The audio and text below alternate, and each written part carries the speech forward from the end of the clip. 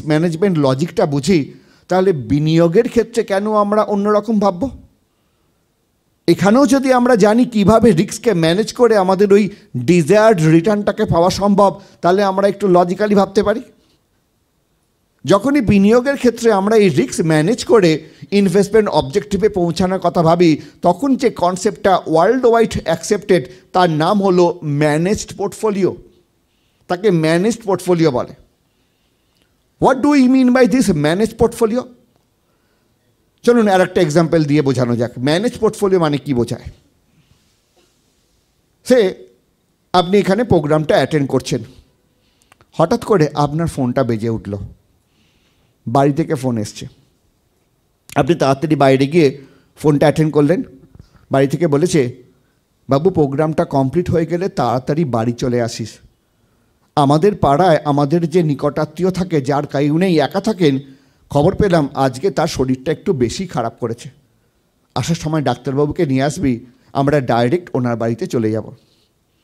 আপনি তাড়াতাড়ি programme complete করে ডাক্তারবাবুকে নিয়ে ওখানে পৌঁছে গেলেন।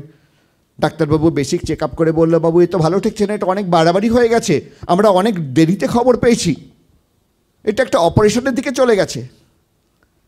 তুই এক কাজ কর, আমি কয়েকটা টেস্ট লিখে দিচ্ছি, যেভাবেই হোক আজকে রাত্রির মধ্যে এই টেস্টগুলো কমপ্লিট করিয়ে নিবি।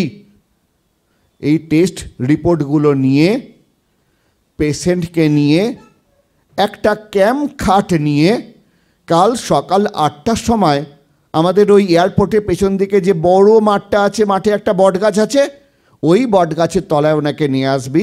আমি খোলা আকাশের নিচে বাতাস থেকে পিওর অক্সিজেন পাওয়া যাবে এমন জায়গায় ওনার অপারেশনটা সেরে ফেলব। আপনি নিয়ে যাবেন আপনার পেশেন্টকে? কেউ নিয়ে যাব? আমরা কেউ নিয়ে যাব না। এ কী বলছে ডক্টর, খোলা আকাশের নিচে আবার অপারেশন হয় নাকি? এ ভুলভাল বলছে। আপনি নিয়ে যাবেন না। বাট এই ডক্টরই যদি আপনাকে বলতেন এই সব কটা রিপোর্ট নিয়ে কালকে সকাল 8টার সময় পেশেন্টকে নিয়ে এখানকার সবচেয়ে বড় যে মাল্টি স্পেশালিটি হসপিটাল আছে সেখানে নিয়ে চলে আসুন, তাহলে আমরা নিয়ে যাব না? নিয়ে যাব না? জোর গলায়। ডিফারেন্স কি? একই ডক্টর তো দুটো কথা বললেন, একবার আপনি হ্যাঁ বললেন, একবার না বললেন। ডিফারেন্স কি?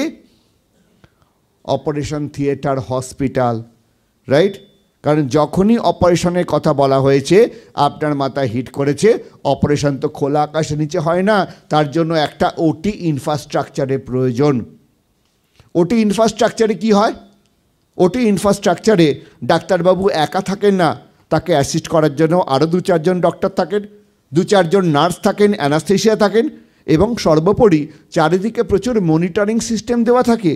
কোথাও কোনো এক মুহূর্তে পেশেন্টের যদি কোনো অ্যাডভার্স সিচুয়েশন হয়, ওখানে পিপি করে শব্দ হবে এবং ডাক্তারবাবু সে অনুযায়ী অ্যাকশান নেবে, রাইট আর রং? তাহলে এই ওটি ইনফ্রাস্ট্রাকচারের মাধ্যমে কি করা হচ্ছে? অপারেশন রিলেটেড যে রিস্ক আছে সেই রিস্কটাকে মিটিগেট করা হচ্ছে বা ম্যানেজ করা হচ্ছে, রাইট? ঠিক একই রকমভাবে আমাদের এই ম্যানেজড পোর্টফোলিও যে কনসেপ্টটার কথা বললাম, সেখানে কিন্তু এই রিস্ক ম্যানেজমেন্ট ব্যাপারটার জন্য ব্যাকএন্ডে একটা এরকম ইনফ্রাস্ট্রাকচার মেনটেন করা হয়। সো ম্যানেজ পোর্টফোলিওতে আমাদের হাতে কি আছে? ম্যানেজ পোর্টফোলিও কনসেপ্টে ইন্ডিয়াতে মোটামুটি এখনও পর্যন্ত যেগুলো সবার জন্য পরিচিত, সেখানে আপনি 4টে প্রোডাক্ট দেখতে পাবেন। Number 1 AIF, number 2 PMS, number 3 নতুন একটা প্রোডাক্ট আসছে SIF, আর নাম্বার 4 আমাদের মিউচুয়াল ফান্ড, যেটা বিজ্ঞাপন একটু আগে দেখছিলেন, যেগুলোর